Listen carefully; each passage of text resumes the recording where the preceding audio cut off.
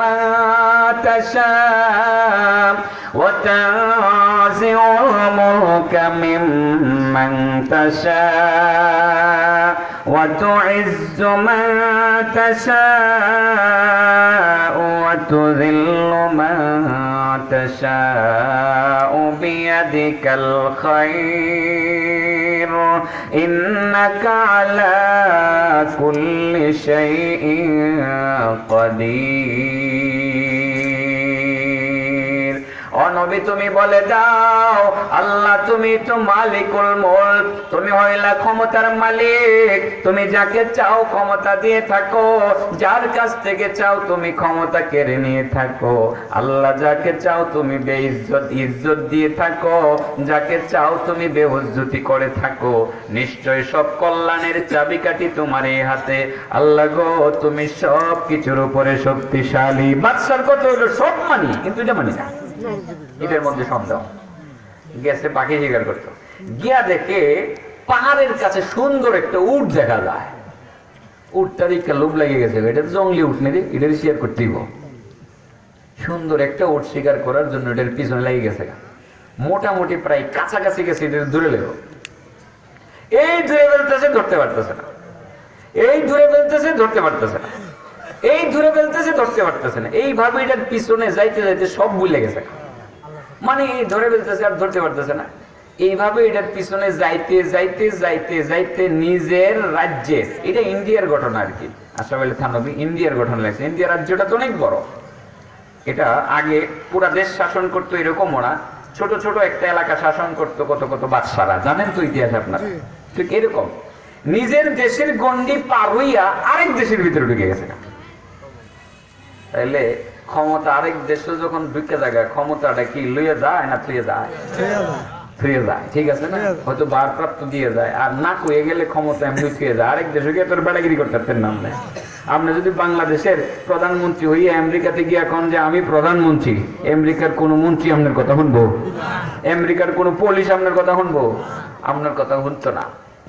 ওই দেশের মধ্যে গিয়া দেখে যে ওই দেশের লোকজন, আর্মি বিডিআর, হেরা একটা উট খুঁজে।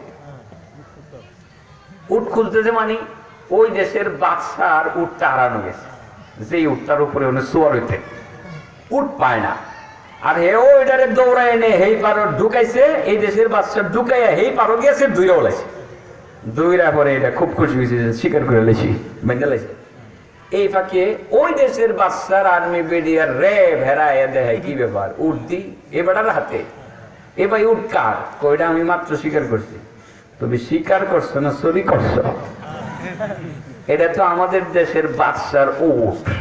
না ভাই আমি স্বীকার করছি। স্বীকার করছো চোর, সাথে সাথে হ্যান্ডকাপ, হ্যান্ডকাপ পরাইয়া বাদশার কাছে হাজিরানা দিয়া ডাইরেক্ট জেলখানায়। কোন জায়গায়? জেলখানায়। ক্ষমতা কই গেছে? গেছে ক্ষমতা কোন জায়গায় গেছে? তাহলে ক্ষমতা কি জেলও যায়?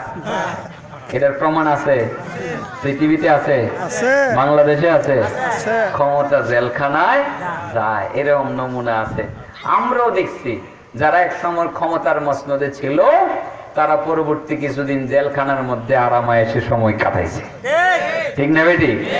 তাইলে বোঝা গেল ক্ষমতাধর ব্যক্তিদের কোন সময় তাদের জেলে যাওয়া লাগে।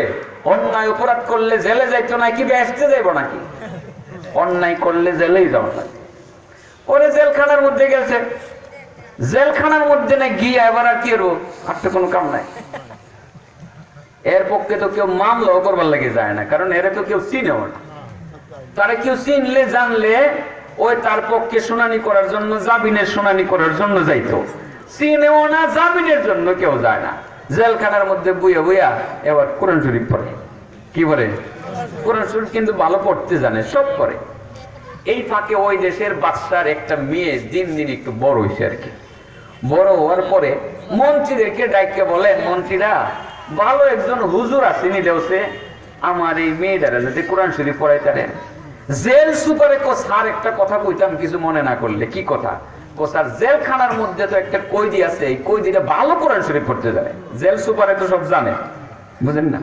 কেডা? স্যার আপনার উট চুরি করছেন যে। সুরে রে আমার মায়ের উস্তাদ নিয়ে বানাইতাম স্যার, কোরআন শিক্ষার খাতিরে তারা দেন না মাফ করে।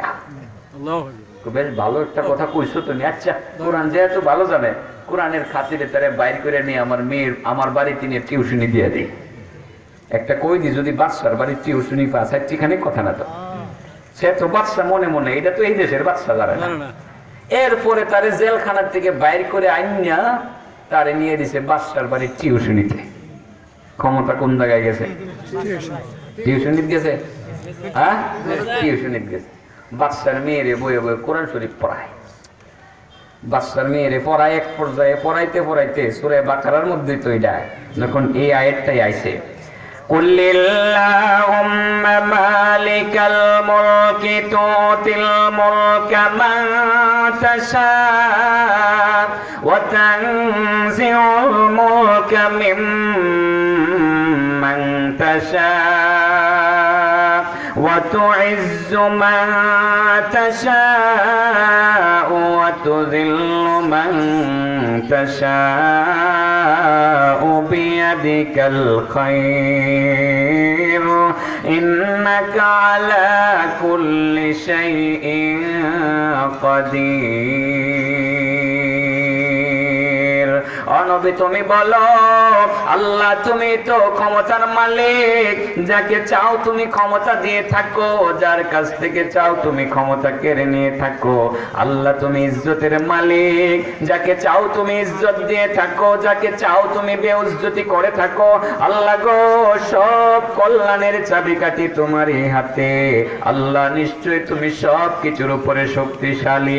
যখন এই আয়াতটা তার কাছে চলে আসলো, এই আয়াতটা যখন বাদশার মেয়েকে পড়াইতে শুরু করলো, বাদশার মেয়েকে পড়ানোর সময় তার দুঃখে একটা হাসি আইসা বলল। মানুষ কিন্তু দুঃখে কান্দে, আবার সময়ে দুঃখে হাসেও, ঠিক না বেটি? অনেকে দেখবেন ধীরে দুঃখে হাসি উঠে, একটা হাসি মারে দিছে, দুঃখে হাসি, যে মনে মনে কয় এই আয়াতটার না মানার কারণে তো আমার ক্ষমতাটা আজকে টিউশনির মধ্যে আসে।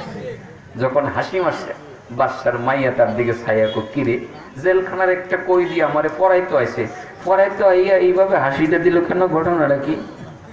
তার তো সুখ বালা না। আব্বু কি গো মা, তুমি কি উস্তাদ দিলা আমারে? তার সুখ খারাপ, আমারে ইফটিজিং করে। ইফটিজিং বুঝেন? ডিস্টার্ব করে আর কি, ঠিক আছে। ইফটিজিং ইফটিজিং একটা শব্দ কিন্তু 2-3 বছর আগে খুব শুনছিলাম, ইদানিং একটু কম শুনি, ঠিক আছে না? যাই হোক, সে ইফটিজিং এর আলোচনাও বহুত করছে, এখন আর করি না, কারণ ইফটিজিং এ বইরে গেছে এখন দেশ। এখন আর রাস্তাঘাটের মধ্যে ইফটিজিং করণ লাগে না, এখন মোবাইলে টিপ্পা টিপ্পা ইফটিজিং হয়ে যথেষ্ট, ঠিক না বেটি? একজন আরেকজনের মোবাইলের মধ্যে ল্যাংটা ছবিটা ফাটায় দেয়, একজন আরেকজনের ছবিটা দেয়, দেখে পরে পাগল হয়, পরে ফোন দেয়, লয় জায়গা আমরা বোটানিক্যাল গার্ডেনে জায়গা, ওখানে আকাম যা করার সব করে। এখন আর স্কুল কলেজের বারান্দার মধ্যে ইফটিজিং করার কোনো দরকার নাই, ডিজিটাল হয়ে গেছে ইফটিজিং। কি হয়ে গেছে? ডিজিটালের কিন্তু সব দিক ভালো না, ডিজিটালের উন্নয়ন ভালো, ডিজিটালের সব দিক ভালো না। এই মোবাইলে কিন্তু আজকে অনেক সংসার ভেঙে চুরমার হয়ে গেছে, জানি না আপনারা কতটা জানেন।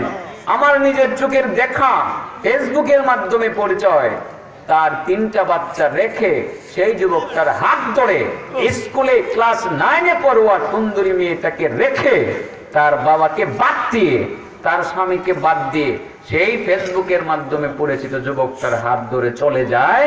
এরকম ঘটনা আমার চোখের সামনে 2টা ঘটছে।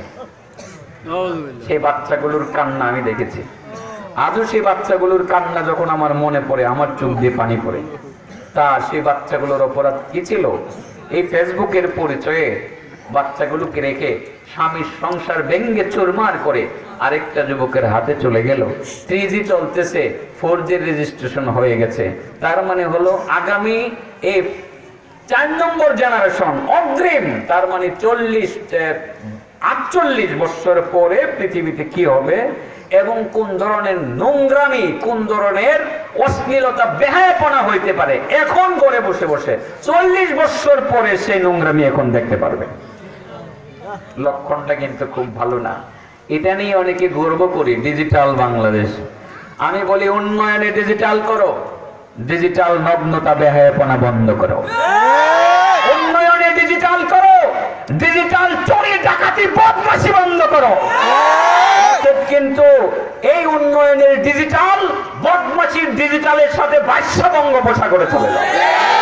বাস্তবতা জানি না কতটা বিশ্বাস করেন। ডিজিটালের স্লোগান, সব ডিজিটালই কিন্তু ভালো না, এটা মনে রাখতে হবে।